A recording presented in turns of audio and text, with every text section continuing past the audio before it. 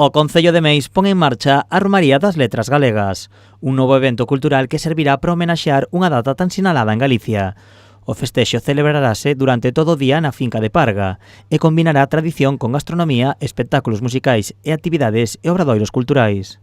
En principio este ano vai ser unha edición a primeira, vai a ser pequena, vai haber 5 postos de artesanía, vai haber un posto de comida que o vai a poñer, neste caso, unha asociación deportiva daqui do noso concello, e habrá a apertura pois, alrededor do mediodía, vai haber un latoeiro, un carpinteiro, un zoqueiro, un cesteiro, e logo pola tarde, a partir das 5 da tarde, vai haber pois, actividades musicales, vai actuar os grupos folclóricos do concello. A xornada contará cun posto de comida e, ante o interese da xente, o Concello traballará para habilitar unha zona dentro da finca de Parga para que a veciñanza poida comer na parcela. E nada, pois tamén é certo que hai xente que nos está a decir que lles gustaría, ademais de disfrutar destas actividades, pasar ali o día, co cual, bueno, pois estamos desde o Concello valorando pois poñer unha zona habilitada para que a xente que queira pois levar a súa comida e pasar ali o día, pois que se quede ali a comer.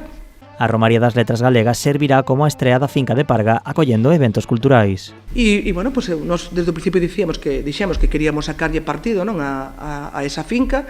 É certo que o obxectivo fundamental é conseguir rehabilitar a edificación e poñer en valor toda a parcela, pero, mentras tanto, pois queremos que, bueno, pois que é bo diversificar as actividades e tamén eu creo que se presta para unha romería, non, ese lugar que como xa vistedes co ano pasado cando abrimos ao público gustou moito, non, o anoitecer ali na finca de Parga. Eu creo que este é un bon momento, no mes de maio os días son moi longos e é un bon momento para facer ali unha actividade.